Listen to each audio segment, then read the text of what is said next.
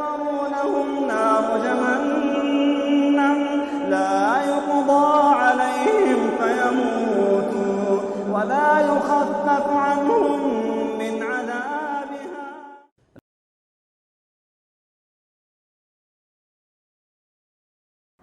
الحمد لله رب العالمين، والصلاة والسلام على رسوله الكريم نبينا محمد وعلى آله وأصحابه أجمعين وعلى من تبعهم بإحسان إلى يوم الدين. أما بعد، فأعوذ بالله من الشيطان الرجيم. بسم الله الرحمن الرحيم. حافظوا على الصلوات والصلاة الوسطى وقوموا لله قانتين. محترم و مکرم حاضرین مجلس، اللہ رب العالمین نے سورہ بقرہ کی اس آیت میں فرمایا حافظوا علی الصلوات، اے لوگوں تم نمازوں کی حفاظت کرو، والصلاة الوسطی، خاص طور پر وہ نماز جو درمیانی والی نماز ہے، جو نمازوں میں درمیانی والی نماز ہے، وَقُومُوا لِلَّهِ قَانِتِينَ، اور اللہ تعالیٰ کے لیے با ادب، پرسکون اور اطمینان سے کھڑے رہنے والے ہو جاؤ۔ تو اکثر مفسرین کے مطابق جو درمیانی والی نماز ہے وہ ہے، صحیح بخاری کی روایت ہے کہ اللہ کے نبی صلی اللہ علیہ وسلم نے خندق کے جو موقع تھا اس وقت اللہ کے نبی نے تعیین کی کہ وہ جو درمیانی والی نماز جو ہے وہ عصر کی نماز ہے۔ عصر کی نماز، اللہ کے نبی صلی اللہ علیہ وسلم کی ایک حدیث جس میں اللہ کے نبی صلی اللہ علیہ وسلم نے فرمایا جو انسان عصر کی نماز چھوڑ دیتا ہے گویا اللہ رب العالمین اس کے پورے دن کے نیکیاں برباد کر دیتا ہے۔ جو انسان عصر کی نماز کو چھوڑتا ہے تو اللہ رب العالمین سارے دن کی جو بھی نیکیاں کیا ہے اللہ رب العالمین اس کو قبول نہیں کرتا، اسے جو ہے برباد کر دیتا ہے، اسے قبول نہیں کرتا۔ تو یہاں پر جو آیت ہے اس میں نماز پڑھنے والوں کی اور خاص طور پر ان لوگوں کی جو عصر کی نماز کا اہتمام کیا کرتے ہیں۔ تو ہمارا جو یہ سلسلہ چلا آ رہا ہے کہ فقہ الصلاۃ، تو ہم نے اس میں وضو کا مختصر طور پر طریقہ سیکھا، اور اسی طرح وضو میں پائے جانے والی غلطیاں ہم نے سیکھی کہ اس میں کیا کیا غلطیاں ہوتی ہیں۔ اور اس کے بعد انشاءاللہ آج میں آپ لوگوں کے سامنے نماز سے پہلے جو چیزیں ضروری ہوتی ہیں ان چیزوں کا آپ لوگوں کے سامنے ذکر کروں گا۔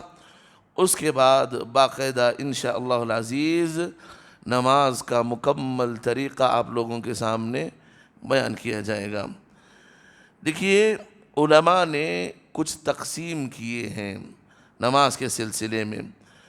نماز میں کچھ چیزیں شروط ہیں، شرط ہیں، یعنی کہ جو چیزیں اگر نہیں کیا انسان تو اس کے بغیر نماز نہیں ہوتی۔ مثال کے طور پر وضو نماز کے لیے شرط ہے، تو نماز کے لیے کچھ علماء نے شروط مقرر کی، شروط کے بعد علماء نے ارکان مقرر کیے، رکن، پلرز جسے کہتے ہیں۔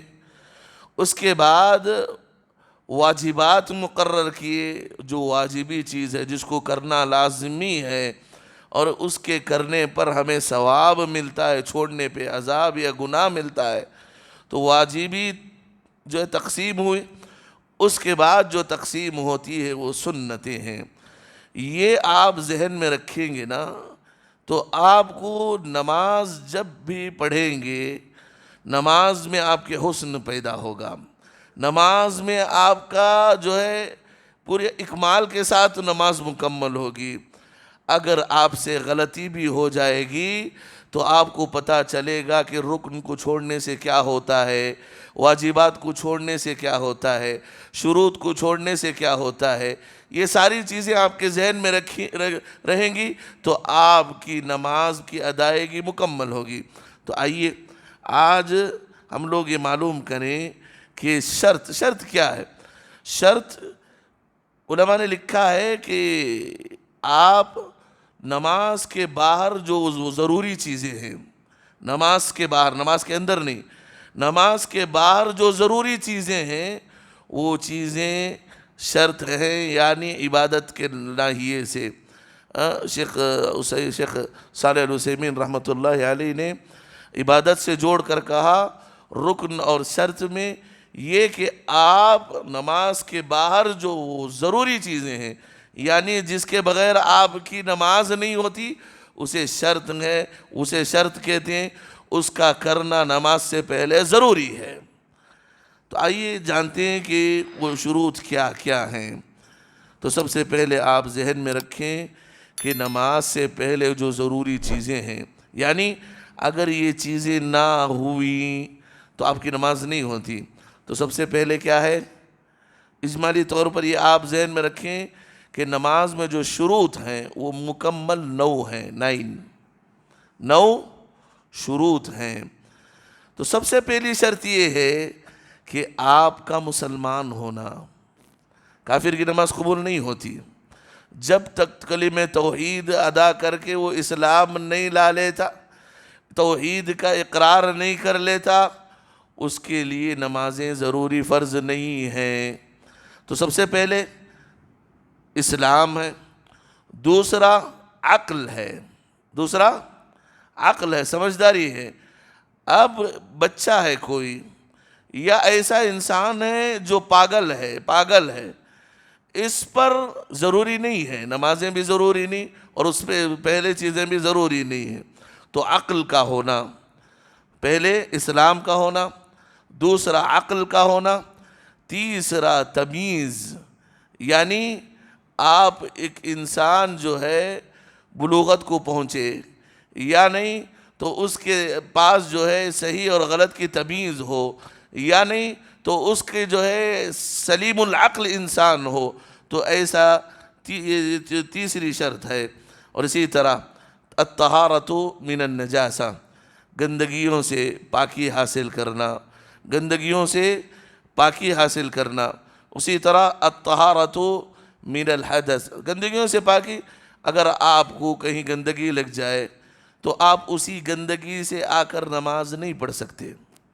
اللہ کے نبی صلی اللہ علیہ وسلم نے نماز پڑھائی، اللہ کے نبی نماز پڑھائے کہ اسی حالت میں چپل پہنے ہوئے تھے۔ نماز کے دوران جبرائیل علیہ السلام نے آ کر کہا، اے جبرائیل، آپ کے پیروں میں یا چپل میں کچھ گندگی لگی ہوئی ہے۔ اللہ کے نبی صلی اللہ علیہ وسلم نے فوراً اپنے چپل اتار دی۔ اللہ کے نبی صلی اللہ علیہ وسلم نے دیکھا، سلام پھر کے سارے صحابہ چپل اتار دیے ہیں۔ اللہ کے نبی نے دیکھا کہ سارے صحابہ چپل اتار دیے ہیں۔ پوچھا کیا وجہ ہے، تمہارے چپل ساروں کے اترے ہوئے ہیں؟ صحابہ نے کہا اللہ کے نبی ہم سبب تو نہیں جانتے، بس آپ کو دیکھا ہم ویسے ہی کر دیے، ہم یہ نہیں جانتے کہ آپ کیوں اتارے، بس ہم نے آپ کو دیکھا آپ اتار دیے، تو ہم کیسے آپ کو دیکھ کر آپ کی اتباع نہ کرے، ہم بھی اتار دیے۔ تو یہاں اللہ کے نبی کے پیر پر گندگی جو ہے چپل پر گندگی لگی ہوئی تھی، تو ضروری ہے کہ اگر کپڑوں پر، چپل پر، جسم پر اگر گندگی لگی ہوئی ہو تو یاد رکھیں اس کو دھونا بھی جو ہے نماز کے لیے شرط ہے۔ الطہارۃ من الحدث، جو ہے آپ پیشاب یا جو ہے ٹوائلٹ کو جاتے ہیں تو وہاں بھی مکمل طریقے سے آپ کو پاکی حاصل کرنا چاہیے۔ اور اسی طرح نماز کے لیے شرط جو چیزیں ہیں ان میں کا یہ کہ آپ کو وقت کا داخل ہونا، نماز کے لیے وقت کا داخل ہونا، ایسے نہیں کہ آپ جو ہے ظہر کی نماز 3 بجے پڑھ رہے ہیں یا جو ہے آپ ظہر کی نماز 11 بجے پڑھ رہے ہیں تمہاری سہولت سے، نہیں، ان الصلاۃ کانت علی المؤمنین کتابا موقوتا، اللہ رب العالمین نے وقت طے کر دیا ہے نمازوں کے لیے. نماز کا اول وقت بھی ہے، نماز کا آخری وقت بھی ہے. اگر انسان نماز کو اول وقت پر پڑھتا ہے یہ افضل ہے، یہ صحیح طریقہ ہے، یہ نبی کا سچا صحیح طریقہ ہے. اگر آخری وقت میں بھی پڑھتا ہے تو ممکن جو ہے جائز ہے. اگر وقت کے باہر نکل کے پڑھتا ہے تو وہ نماز کی ادا نہیں، نماز کی قضا ہوتی ہے. سمجھ رہے ہیں کہ نہیں؟ وقت متعین ہے، فلاں وقت سے فلاں وقت تک، تو آپ اس کے اندر نماز پڑھ لیتے ہیں تو آپ کی نماز ادا کہلاتی ہے. آپ نے وقت پر پڑھا، ادا ہو گئی آپ پر، فرض آپ سے ادا ہو گئی، واجبی چیز ادا ہو گئی. اگر وقت سے ہٹ کے آپ پڑھتے ہیں تو آپ کی ادا نہیں ہوئی بلکہ آپ کی قضا ہوئی. اور یاد رکھیں یہ قضا صرف مجبوری اور عذر پر ہے، قضا صرف مجبوری اور عذر پر ہے. آپ یہ کریں کہ آپ منمانی سے اٹھ رہے ہیں، فجر کی نماز ہے 7 بجے یا آپ کا وقت اٹھنے کا 9 بجے، آپ اس وقت پڑھ رہے ہیں.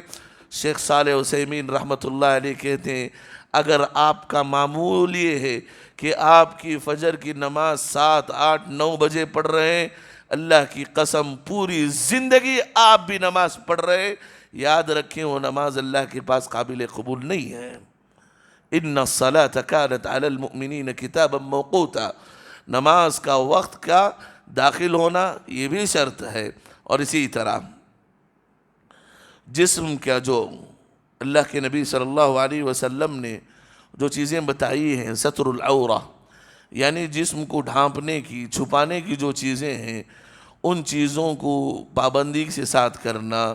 تو یہ جسم کو آپ ڈھانپ کر جسم کے جو ہے کھلا نہ رکھتے ہوئے جو شریعت نے متعین کیے اس کے حساب سے آپ نماز پڑھنا. اور اسی طرح قبلے کی طرف رخ کر کے آپ کا نماز پڑھنا. اور شرط میں سے آخری شرط یہ ہے کہ آپ نیت کریں گے. نیت جیسے کہ میں نے کہا کہ وہ بدعت نیت ہے جس میں آپ یہ کہیں کہ میں 4 رکعت نماز پڑھ رہا ہوں امام کے سامنے، پنکھے کے نیچے، چھت کے نیچے، اس کے پیچھے، اس کے آگے، اس کے دائیں، یہ جو ہے ناجائز ہے. آپ کا وضو کر کے نماز کے لیے ظہر کے وقت آنا یہ نیت ہے کہ آپ کی یہاں ظہر کی ادائیگی ہونے والی ہے، ظہر کی نماز آپ پڑھنے والے ہیں. مغرب کے یا عصر کے وقت آ رہے ہیں تو آپ کی نیت یہ ہے کہ آپ کو عصر کی نماز ادا کرنا ہے. تو یہ 9 شرطیں ہیں کہ یہ نماز سے پہلے ضروری چیزیں ہیں. اگر اسلام کے بغیر کفر ہے قبول نہیں، عقل نہیں قبول نہیں، اگر تمیز نہیں کر رہے ہیں صحیح غلط یا جو عقل زائل ہے وہ بھی قبول نہیں، اگر آپ کے جسم پر گندگی لگی ہے ویسی ایسی عبادت بھی قبول نہیں، اگر آپ پیشاب پاکی یا جو ہے نجاست سے وضو نہیں کر رہے ہیں آپ کی جو ہے یہ نماز قبول نہیں، اور وقت میں داخل ہونے سے پہلے آپ پڑھ رہے ہیں پھر بھی آپ کی نماز قبول نہیں، یا آپ اپنے جسم کو ننگا کر کے یا اس طور طریقے سے کپڑے پہن رہے ہیں جو شریعت جو ہے حرام جو ہے ناپسند اور جو ہے ناجائز قرار دی ہے. اور اسی طرح قبلے کی طرف آپ رخ کیے بغیر کی اور جو ہے قبلہ رخ یا جو ہے کسی اور طرف جہا کر کے آپ نماز پڑھ رہے ہیں تو آپ کی نماز نہیں ہوگی. تو یہ 9 چیزیں ہیں جو نماز کے باہر ضروری چیزیں ہیں. چلیے اب یہ شرط ختم ہوئے نماز سے پہلے ضروری چیزیں. اب آتے ہیں ارکان پہ. اس سلسلے کو ہم انشاءاللہ تفصیل طور پر ایک ایک رکن کو ایک ایک درس میں ختم کرتے جائیں گے. تو انشاءاللہ اس ایک ایک رکن میں ذیلی عناوین یعنی مسائل آئیں گے، مسائل کئی آئیں گے، اور یعنی تو اگر مسائل نہیں بھی آئیں تو اگر آپ کے ذہن میں سوال ہے تو آپ وہ پوچھ بھی سکتے ہیں. تو ارکان جو ہے کسے کہتے ہیں؟ رکن یہ پلرز کو جسے کہتے ہیں ہم لوگ، جو نماز کے اندر ضروری اور لازمی چیزیں ہیں.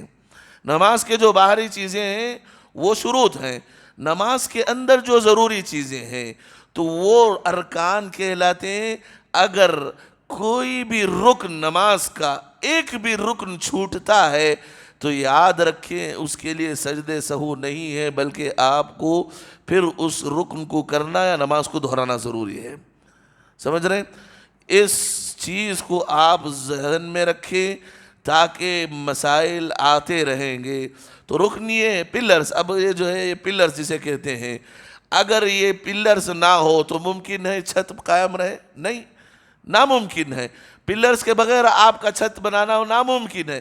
اسی طرح ارکان جو صلاۃ نماز کے ارکان ہیں اس کے بغیر آپ کی نماز اللہ تک پہنچنا ناممکن ہے. تو لہٰذا ارکان میں غلطی ہو رہی ہے، ارکان میں کمی پیشی ہو رہی ہے تو آپ کو اس رکن کو دہرانا ہے، یا نہیں تو آپ کو پورا مکمل نماز کو دہرانا ہے. تو چلیے مختصر طور پر ارکان کتنے ہیں کون بتائیں گے؟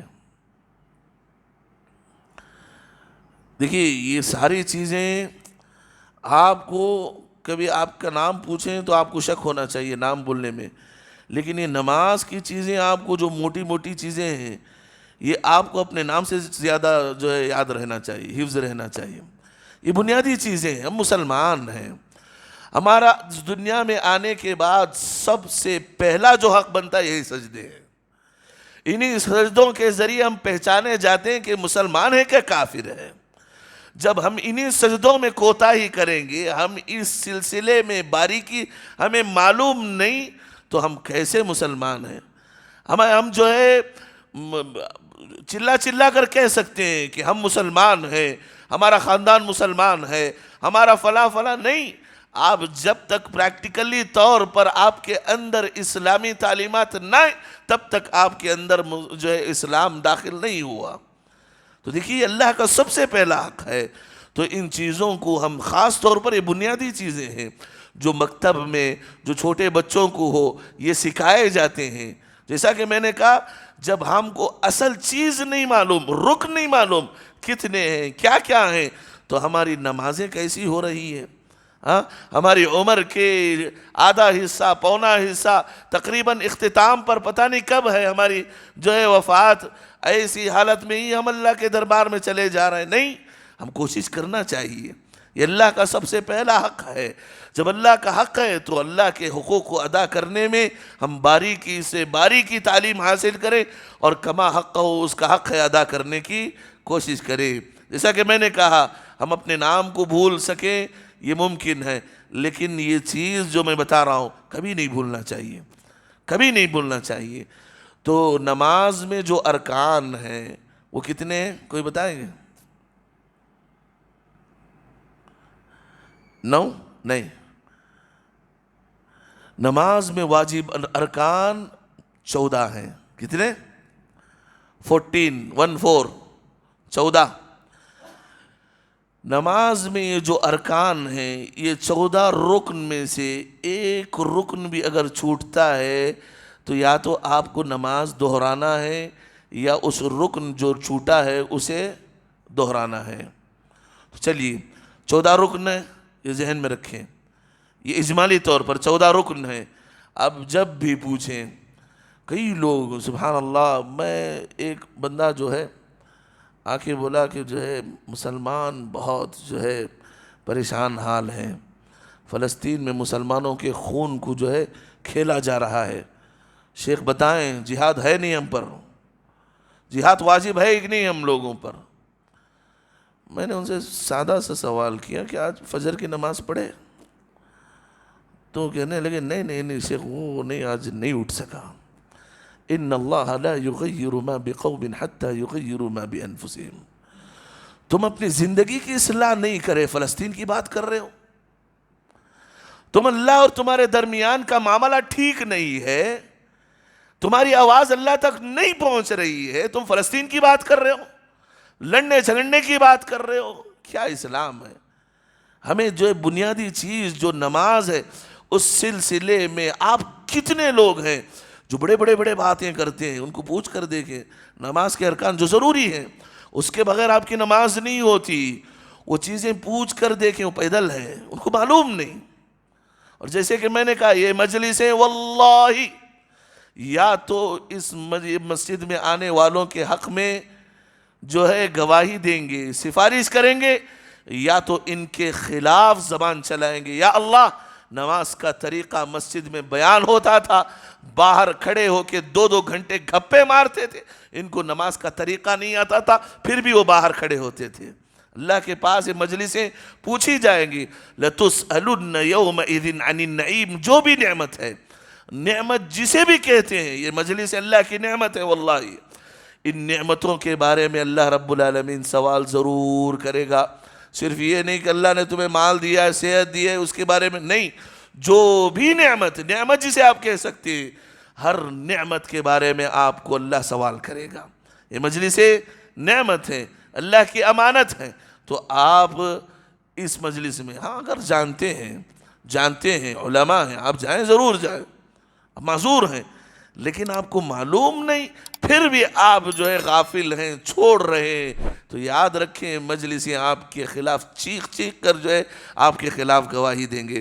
تو سب سے پہلا رکن آپ یہ آج کے لیے لکھ لیں، یاد رکھیں کہ نماز کے لیے سب سے پہلا رکن یہ ہے کہ آپ کا نماز کھڑے ہو کر پڑھنا ضروری ہے. قیام یعنی جو کھڑے ہو کر جو پڑھتے ہیں، اس کی دلیل کیا ہے؟ اللہ رب العالمین نے، جیسا کہ میں نے قرآن کی آیت پڑھی، حافظوا علی الصلوات والصلاة الوسطی وقوموا، لوگوں اللہ کے دربار میں با ادب کھڑے ہو جاؤ، وقوموا للہ قانتین. تو اس آیت سے علماء نے استدلال کیا ہے، بلکہ اجماع یعنی امت کا اس میں کوئی اختلاف نہیں، اختلاف ہی نہیں. آپ اگر دیکھیں گے رفع الیدین پہ اختلاف ہے کہ نہیں؟ امت پہ ہے نہیں. سینے پہ ہاتھ اوپر باندھے نیچے ہاتھ ہے، اس پہ اختلاف ہے کہ نہیں؟ تو یہ اختلاف موجود ہے، لیکن اجماع اسے کہتے ہیں کہ جتنے بھی لوگ ہیں، جتنے بھی مسالک کے علماء ہیں، وہ لوگوں نے اجماع جو ہے اتفاق قرار دیا ہے، کسی کا بھی اختلاف نہیں کہ قیام کرنا ضروری ہے، یہ رکن ہے. اگر کوئی انسان طاقت رکھتے ہوئے، صحت رکھتے ہوئے، کھڑے ہونے کی استطاعت رکھتے ہوئے بیٹھ کر نماز پڑھتا ہے تو اس کی نماز نہیں ہوتی. اس کی نماز، اللہ کے نبی صلی اللہ علیہ وسلم عمران بن الحسین رضی اللہ عنہ اللہ کے نبی صلی اللہ علیہ وسلم کے پاس آتے ہیں، کہتے ہیں اللہ کے نبی مجھے بواسیر، کانسٹیپیوشن جسے کہتے ہیں، اللہ حفاظت فرمائے ہم سب لوگوں کی بیماریوں سے، اللہ حفاظت فرمائے، اللہ صحت و عافیت کی زندگی ہمیں نصیب فرمائے. یہ اللہ کے نبی مجھے بواسیر کی بیماری ہے، میں کیا کروں؟ میں جو ہے کھڑے ہو کر نماز زیادہ دیر نہیں پڑھ سکتا. تو اللہ کے نبی صلی اللہ علیہ وسلم نے فرمایا اصولی طور پر صلی قائما، اے عمران تم کھڑے ہو کر نماز پڑھو، یہ پہلی چیز ہے. فَإِن لَمْ تَسْتَطِعْ فَقَاعِدًا، اگر تم کھڑے نہیں ہو سکتے تو بیٹھ کے نماز پڑھو. فَإِن لَمْ تَسْتَطِعْ فَعَلَى جَنْبٍ، اگر تم بیٹھ کر بھی نماز نہیں پڑھ سکتے تو نماز تو پڑھنا ہی ہے، تم لیٹ کر پڑھو، لیٹ کر پڑھو، کھڑے ہو کر نہیں، بیٹھ کر، یا نہیں تو آپ کو لیٹ کر، لیکن نماز پڑھنا ہے. تو علماء نے جیسے کہ میں نے کہا اجماع نقل کیے ہیں کہ نماز کے لیے قیام کا ہونا ضروری ہے. اب مسئلہ بیان کرتا ہوں. کچھ لوگوں کو رکوع میں جانے کی تکلیف ہوتی ہے، سمجھ رہے کہ نہیں؟ رکوع ان کے لیے کرنے نہیں ہوتا. اور کچھ لوگوں کو سجدے میں گھٹنے جو ہے مدیڑ کر بیٹھنے کے لیے نہیں ہوتا. تو وہ لوگ سمجھتے ہیں کہ وہ ان لوگوں کے لیے بھی بیٹھ کر پڑھنا ہے. جب آپ نماز کے باہر دیکھیں گے تو یہی کرسیوں پر بیٹھے ہوئے لوگ 1 گھنٹہ 2 گھنٹے یا 10-15 منٹ آرام سے باہر کھڑے ہو کر باتیں کرتے ہیں. تو یاد رکھیں ایک مسئلہ، اگر آپ کو رکوع نہیں ہو رہا ہے تو آپ کے لیے قیام رکن ہے، قیام کریں گے آپ. کیسے؟ اگر آپ قیام کی استطاعت رکھ رہے ہیں کرسی یا بیٹھ کر ہو، کیسے بھی ہو، آپ قیام کھڑے ہو کر کریں گے، قیام کھڑے ہو کر کریں گے۔ اچھا رکوع میں جانے کی تکلیف ہے تو آپ کیا کریں گے؟ قیام کے بعد جب امام رکوع کو جائے گا اب تب بیٹھیں گے، پہلے ہی سے آ کر نہیں بیٹھنا ہے، قیام رکن ہے، اگر یہ چھوٹ رہا ہے تو نہیں، سجدے سہو سے مکمل نہیں ہونے والا، آپ کی نماز مکمل ہونی ہے، نماز پھر آپ قیام کر کے مکمل کرنا ہے۔ تو یہ مسئلہ آپ یاد رکھیں، اگر کمر میں درد ہے، ہاں ہو سکتا ہے، یہ ممکن ہے، آپ کھڑے ہوئے ہیں، فَاتَّقُوا اللَّهَ مَا اسْتَطَعْتُمْ لَا يُكَلِّفُ اللَّهُ نَفْسًا إِلَّا وُسْعَهَا، ہماری استطاعت، ہمارے جو ہے چادر سے زیادہ اللہ رب العالمین ہمیں پیر پھیلانے کی جو ہے گزارشیں نہیں کرتا، حکم نہیں دیتا، تو لہٰذا اللہ سے جتنا ہو سکے ڈریں۔ آپ کھڑے ہوئے ہیں، پڑھ رہے ہیں، مثال کے طور پر قیام اللیل ہے، تہجد کی نماز ہے یا تراویح ہے، قیام کر رہے ہیں، شرط ہے، لہٰذا کھڑے کھڑے ہو کر آپ کی کمر دکھ رہی ہے، آپ تکلیف میں ہیں تو ہاں بیٹھ سکتے ہیں، آپ بیٹھ سکتے ہیں۔ لیکن جو فرض نمازیں ہیں خاص طور پر جس میں قیام قلیل ہوتا ہے، اگر قلیل بھی ہے تو اس میں بھی اگر آپ کو تکلیف ہو رہی ہے اس میں بھی اجازت دیتی ہے شریعت، لیکن آپ کو اگر قیام کرنا جو ہے آپ کی استطاعت میں تو آپ ضرور قیام کریں گے۔ ہاں رکوع نہیں ہو رہا ہے تو آپ بیٹھ کے کریں، سجدہ نہیں ہو رہا ہے آپ بیٹھ کے کریں۔ تو بیٹھنے کا طریقہ بھی یہ ہے، افضل طریقہ، یہ تو کرسیاں اب آئی ہیں، اللہ کے نبی صلی اللہ علیہ وسلم جیسے بھائی بیٹھے ہوئے ادب بن کے جسے کہتے ہیں، آلتی پالتی مار جسے کہتے ہیں، اللہ کے نبی صلی اللہ علیہ وسلم نے عملی طور پر ابو بکر صدیق رضی اللہ تعالی عنہ کی امامت میں ایسے نماز پڑھ کے دکھائی، نماز بیٹھ کے ایسے پڑھا جاتا ہے، اللہ کے نبی نے پڑھ کر دکھائی، نماز جو ہے کرسیوں پر ممکن ہے۔ تو میں نے کہا کہ قیام رکن ہے، اگر آپ اسے جان بوجھ کر چھوڑتے ہیں تو آپ کی نماز جو ہے مکمل نہیں ہوگی۔ تو انشاءاللہ ایک مسئلہ، بہت بڑا مسئلہ، اختلافی مسئلہ، جس پہ کتابیں لکھی گئی، رد اور جو ہے جوابیں لکھی گئیں، وہ کیا ہے کہ ایک انسان رکوع میں آ کر ملتا ہے، رکوع میں آ کر ملتا ہے تو اس رکوع پہ پانے کی وجہ سے کیا اس کی نماز رکعت مل جائے گی یا نہیں؟ اختلاف کیوں ہوا؟ اس لیے کہ دو رکن اس سے چھوٹتے ہیں، یہ ایک قیام رکن ہے، چھوٹ رہا ہے اس کا۔ مثال کے طور پر امام رکوع کو چلے گئے تو آپ تبھی داخل ہوئے تو آپ بھی آ کے رکوع میں داخل ہو گئے، تو مسئلہ کیا ہے کہ کیا آپ کی نماز وہ رکعت ہو گئی یا آپ کو پھر اٹھ کر پڑھنا ہے؟ اٹھ کر پڑھنا کیوں ہے؟ اس لیے کہ آپ کے نماز میں دو رکن چھوٹے ہوئے ہیں، ایک قیام اور دوسرا کون بتائیں گے؟ ضروری چیز، اہل حدیث لوگ اس پہ لڑتے ہیں اور خوش ہوتے ہیں، ہاں سورہ فاتحہ، سورہ فاتحہ رکن ہے، لا صلاة لمن لم يقرأ بفاتحة الكتاب، امام البانی رحمۃ اللہ نے کتاب لکھی ہے، زبردست کتاب، صفت صلاۃ النبی، اتنی زبردست گفتگو کی ہے۔ تو آپ جو ہے دو رکن چھوٹ رہے ہیں، ایک نہیں دو، تو کہتے ہیں کہ آپ کو اٹھ کر انشاءاللہ جو ہے آئندہ مجلس میں اس کے سلسلے میں جو ہے تفصیل سے گفتگو آئے گی۔ تو اللہ تعالیٰ سے دعا ہے کہ اللہ رب العالمین مجھے اور آپ کو نمازیں جیسے نبی نے پڑھی، نمازیں جیسے نبی کو جبرائیل سکھائے اور جبرائیل کے ذریعے نبی کے ذریعے صحابہ نے جیسے پڑھی، اللہ رب العالمین ویسی نمازیں ہمیں عطا فرمائے۔ دیکھیے اللہ کے رسول صلی اللہ علیہ وسلم کے صحابہ نے بھوکے رہ کر اپنی بیوی بچوں کے قربانیاں دے کر ہم تک دین پہنچایا، نبی کی نماز کی ایک ایک حرکت پہنچائی۔ یاد رکھیں ہمارے لیے ذمہ داری بنتی ہے، ان چیزوں کو سیکھیں، ان پر عمل کریں، کوشش کریں۔ اللہ رب العالمین کوشش کی وجہ سے بھی جو ہے انسان کو اجر و ثواب سے نواز دیتا ہے۔ وآخر دعوانا الحمدللہ رب العالمین، والسلام علیکم ورحمۃ اللہ وبرکاتہ۔